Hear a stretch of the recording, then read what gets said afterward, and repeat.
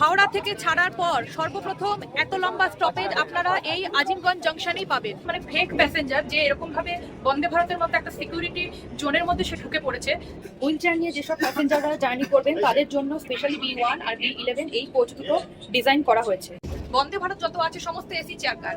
First sleeper Vande Bharat কিন্তু 17th জানুয়ারি 2026-এ launch হয়েছিল Malda town station থেকে। তার ইনগরাল রান হয়েছিল এই হাওড়া কামাখ্যা রুটের জন্য।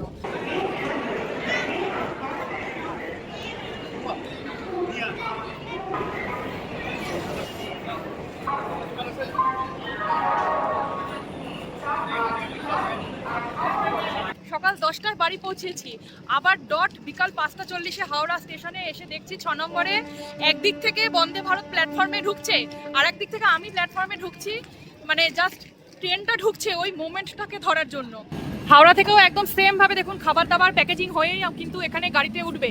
বেঙ্গল অ্যান্ড আসাম এইরকম লেখা ফুডের প্যাকেটগুলো রয়েছে।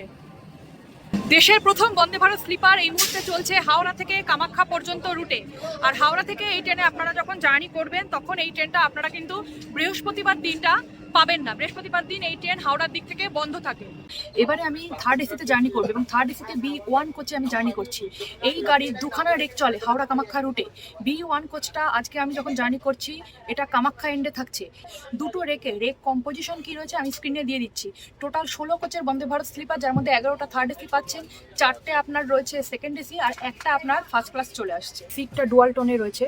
হাফ পোর্শন এখানে ইয়েলো কালার রয়েছে, মানে অরেঞ্জিশ ইয়েলো বা ইয়েলোইশ অরেঞ্জ বলতে পারেন। আর বাকিটা এখানে হাফ ব্যাক আর সেটাতে সিটিং পোর্শনটা এখানে গ্রে কালারে রয়েছে। বসার পজিশন যখন থাকছে একদম পুরো চেয়ার কারে বসার মতো অনেকটা ফিল আপনাকে দেবে। রিডিং লাইট রয়েছে এখানে। তারপরে এইখানে আপনার পাওয়ারের সুইচ রয়েছে। 3 পিন যে সকেট দিয়েছে সেটা অন অফের সুইচ। এখানে 3 পিন পাওয়ারের সকেটটা রয়েছে USB-A, টাইপ C। দু রকম জিনিস আপনি পেয়ে যাচ্ছেন আপনার ডিভাইসগুলোকে চার্জ করার জন্য। আর সেই সাথে নাইট ল্যাম্প, কর্নার লাইট এবং আরও একটা লাইট যে রয়েছে কোচের, 3 রকম লাইটের ফেসিলিটি পেয়ে যাচ্ছে। পুরোপুরি লম্বা করে ফেলে দিলে এখানে একটা পুরো বিছানার মতো গল্প দাঁড়িয়ে যাবে। যেরকম অন্যান্য ট্রেনের সাইড লোয়ারে হয় ঠিক সেম জিনিস হবে। যারা আপারে উঠবেন, সাইড আপারের ক্ষেত্রেও বেশ ইন্টেরিয়ারটা নতুনভাবে ডিজাইন করা হয়েছে।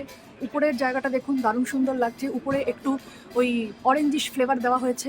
সেই সাথে এখানে যে স্টেপ করে উঠবে লোক, সেই স্টেপটা দেখুন একদম নিচ থেকে স্টার্ট হচ্ছে। খুব ইজিলি কিন্তু মানুষ এখান থেকে ফুট স্টেপ দিয়ে উঠতে পারবেন। এখানে একটা সেকেন্ড, থার্ড, ফোর্থ, ফিফথ স্টেপে কিন্তু লোক এখানে উঠে যাচ্ছে। এখানে ব্লাইন্ড পিপলদের জন্য সেই সিস্টেমটা রয়েছে যাতে নাম্বারিং বুঝতে অসুবিধা না হয়। আর সাথে 15 নাম্বার হচ্ছে নিচে সাইড লোয়ারে আর 16 হচ্ছে সাইড আপার। আমার আজকে 15 লোয়ারে জার্নি হবে। ওগুলো অন্যরকম কালার। ফার্স্ট এসিতে একদম হোয়াইট পিলো দিচ্ছে, এখানে থার্ড এসিতে কালারিং পিলো, গ্রে কালারের পিলো দিচ্ছে। সাথে পিলো কভারটাও এখানে গ্রে কালার পিলো কভার পরানো রয়েছে। সিটে যখন বসছেন এখানে কিছু জিনিস রাখার দরকার হলে রাখতে পারবেন। এখানে একটা ম্যাগাজিন পকেট টাইপের একটা জিনিস দিয়েছে। আর উপরের দিকে দেখুন ওখানে একটা পকেট দিয়েছে, কিছু দরকারি জিনিস বা মোবাইল রাখার দরকার হলে, চার্জ যখন করছেন মোবাইল রাখার দরকার হলে ওখানে রাখতে পারছেন। আর এইখানটায় বটল হোল্ডার দিয়েছে। বটল হোল্ডারটা আপনি এইভাবে খুলতে পারবেন। এই যে স্পেসটা দেখছেন এই স্পেসটা একটা স্পেশাল কারণে ডিজাইন করা হয়েছে। হুইল চেয়ার অ্যাক্সেসিবল কোচ হচ্ছে এই B1 এবং এই ট্রেনের আরেকটা কোচ হচ্ছে B11।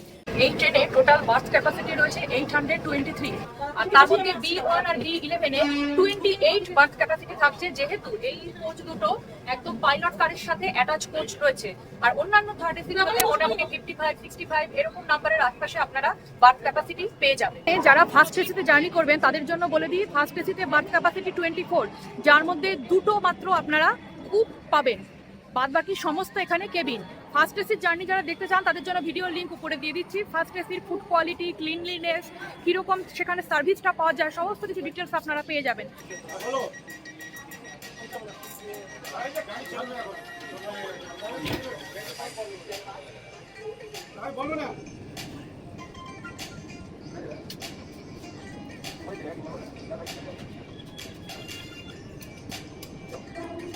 ছটা বেজে 20 মিনিটে আমাদের হাওড়া প্ল্যাটফর্ম নাম্বার 6 থেকে আজকের যে হাওড়া থেকে কামাখ্যাগামী বন্দে ভারত স্লিপার এক্সপ্রেস সেই ট্রেন ছেড়ে এই মুহূর্তে বেরিয়ে যাচ্ছে।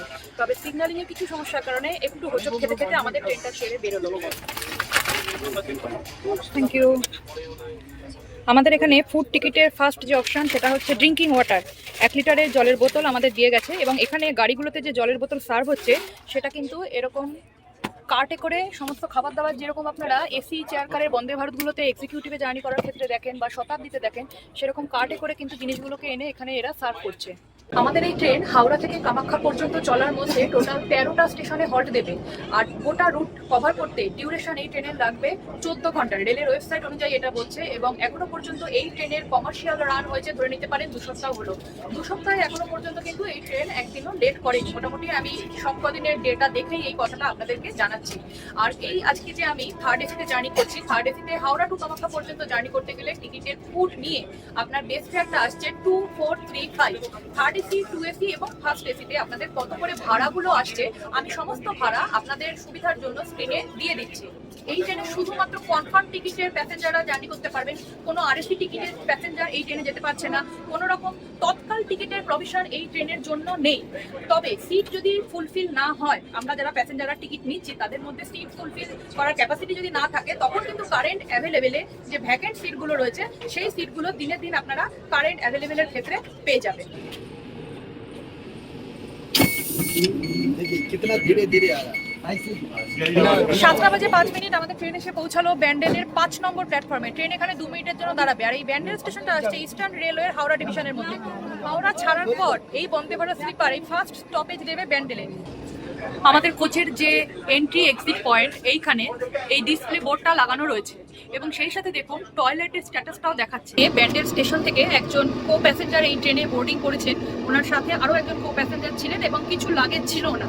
তো উনি নিজে উঠেছেন, কিন্তু ওনার সাথে প্যাসেঞ্জার উইথ লাগেজ তারা স্টেশনে ছুটে গেছে। তো সেই সময় ট্রেনে যদি আপনারা বোর্ডিং করে যান, এই সময় যে আরপিএফ স্যারেরা থাকছেন ট্রেনে, তাদেরকে আপনারা আপনাদের সিচুয়েশনটা জানাবেন যে কি পরিস্থিতি হয়েছে বা আপনার সাথে কজন ছিল, কজন লাগেজ, কটা লাগেজ আপনাদের স্টেশনে ছুটে গেছে জানালে তারা এখানে আমাদের এই ট্রেনে এই যে সিস্টেমটা দেখছেন, এই যে পুশ টু টক, এখানে ইমার্জেন্সি বেসিসে মেডিকেল পারপাসে এই সিস্টেমটাকে ইউজ করে পাইলটের সঙ্গে যে ড্রাইভার রয়েছে আমাদের ট্রেনের তার সাথে কথা বলা যায়।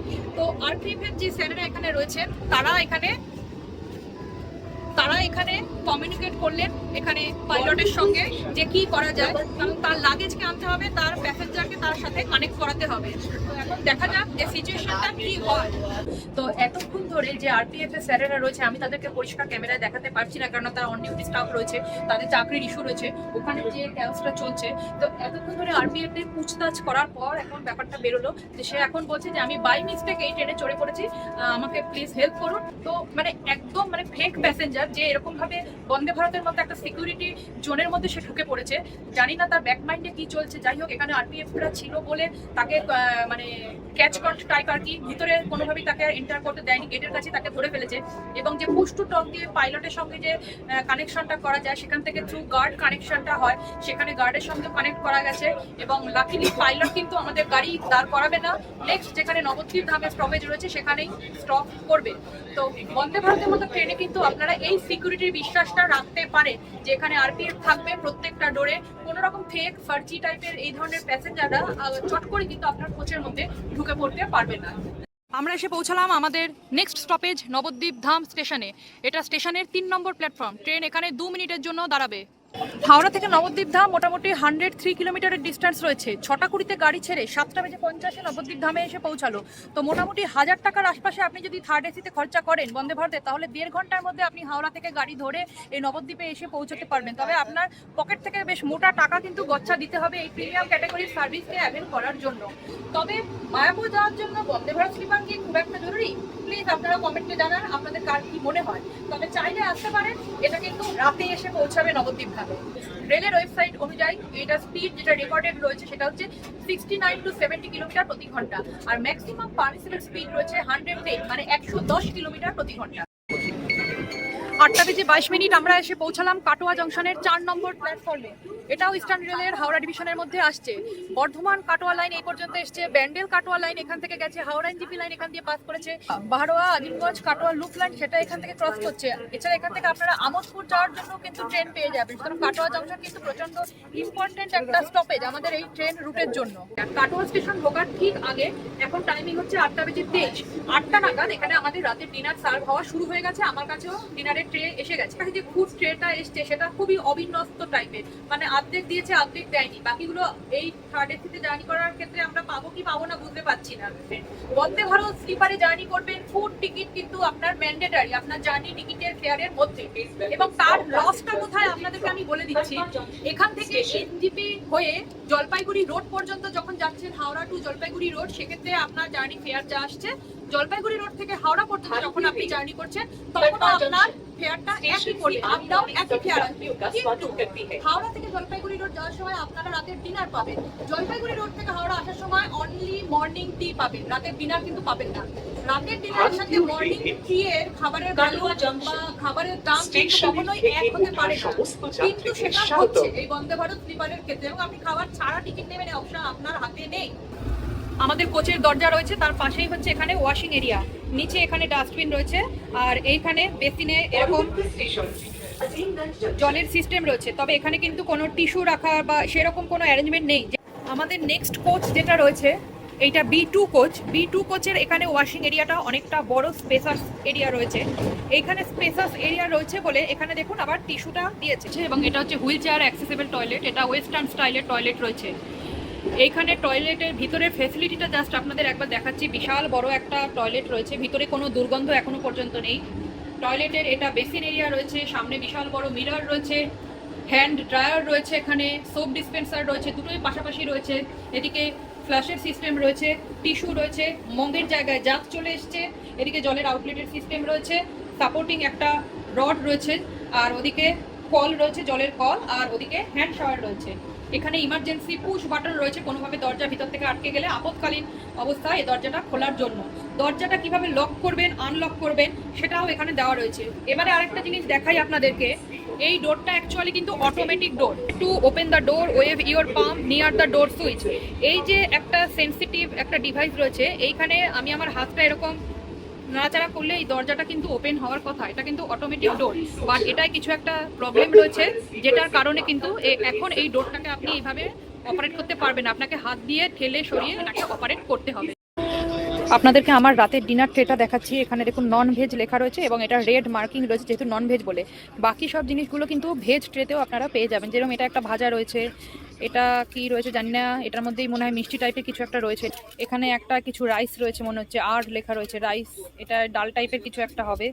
আর এটায় পরোটা দিয়েছে, নিচে টিস্যু পেপার ফর্ক দিয়ে একটা কাটলারি কিট যেরকম দেয় সেরকম দিয়েছে। খাবার দাবারগুলো আমি একটু পরে খাবো, তো সেই কারণে তখন আপনাদেরকে খুলে দেখাবো। আচারের স্যাচেট আমাকে তো এখনো পর্যন্ত দেয়নি, মানে একটু খাপচারা ধরনের, খুব একটা মানে গুছিয়ে টুছিয়ে দেবে সেরকম ওদের হাতে এত সময় নেই, যেহেতু এটা থার্ড এসি, তো সেই কারণে একটু তাড়াহুড়োর মধ্যেই কিন্তু ওরা কাজকর্মগুলো করছে।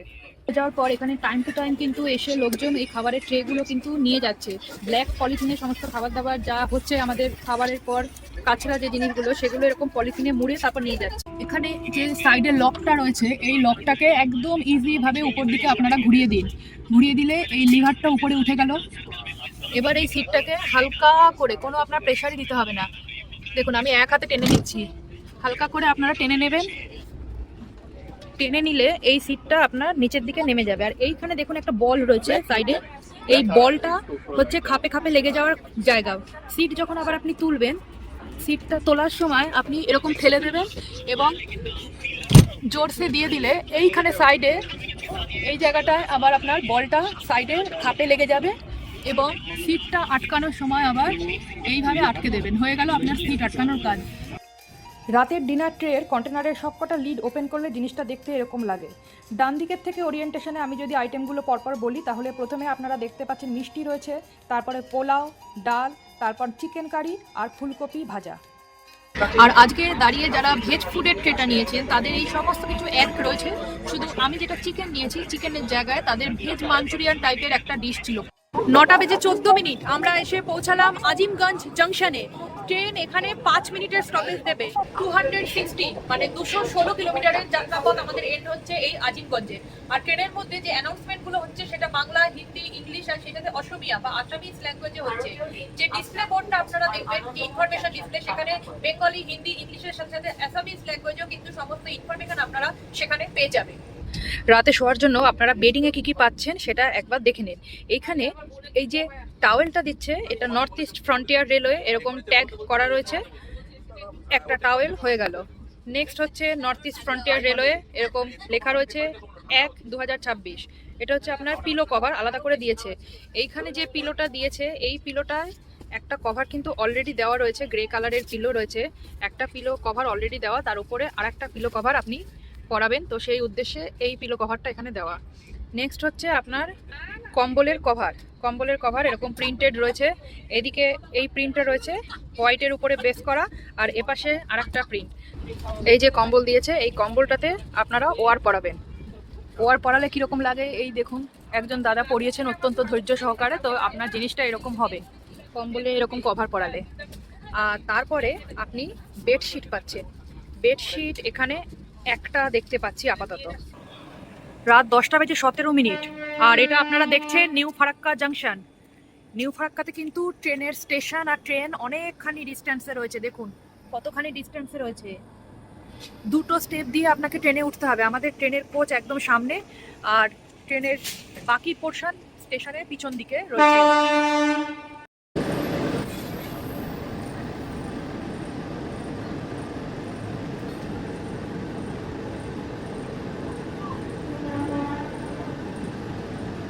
আর নিউ ফারাক্কা স্টেশনটা ঢোকার আগে যে একটা অ্যানাউন্সমেন্ট হয়, সেই অ্যানাউন্সমেন্টটা কিন্তু এবার হলো না। এবার সেটা হতে পারে মেবি রাত হয়ে গেছে বলে অ্যানাউন্সমেন্টটা দিল না, হয়তো সেটা হলেও হতে পারে। এবং এখানকার এই যে বিপ বিপ সাউন্ড দরজা খোলা এবং দরজা বন্ধ হওয়ার সময়, সেই সাউন্ডটাও কিন্তু এইবারে দেখলাম খুব আস্তে করে হলো।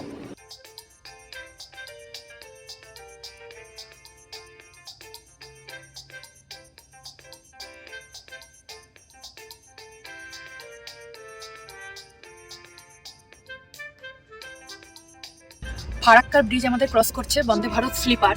এই ব্রিজের উপর দিয়ে গাড়ির গতি কিন্তু অনেকটাই কম থাকে। এই মুহূর্তে স্লিপার বন্দে ভারত চলছে 40 কিলোমিটার/আওয়ার গতিবেগ নিয়ে। আর এই পাশের যে গাড়িগুলো দেখছেন এটা হচ্ছে সড়কপথে। সড়কপথে কিন্তু বেশ ভালোই জ্যাম রয়েছে। আমরা ট্রেনের ভিতরে বসে আছি, তাই হয়তো সেভাবে স্পিডটাকে ফিল করতে পারছি না অতটা, বাট রাত্রিবেলার ভিতর থেকে বসে এই ক্লিয়ার কাচের মধ্যে থেকে রাস্তাটাকে দেখতে কিন্তু খুব সুন্দর এবং খুব বিউটিফুল, নিট অ্যান্ড ক্লিন লাগছে। 10:50 মালদা টাউনে আমাদের ট্রেনের আসার কথা, 2-3 মিনিট আগেই এসে গেছে। নিউ ফারাক্কাতে আধা ঘন্টার মতো লেট টাইম ছিল, কিন্তু সেটা এখানে ম্যানেজ হয়ে গেছে। আর 10 মিনিট এখানে ট্রেন স্টপেজ দেবে। মালদা টাউন আসছে ইস্টার্ন রেলওয়ের মালদা ডিভিশনের মধ্যে। আর রাত্রেবেলা যখন বন্দে ভারত স্লিপার এই রেল ট্র্যাকের উপর দিয়ে ছুটছে, পাশাপাশি যে সমস্ত মানুষ সেখানে দাঁড়িয়ে থাকছে আমি দেখছি, তারা ভিডিও করছে, রেকর্ডিং করছে, ফটো তুলছে।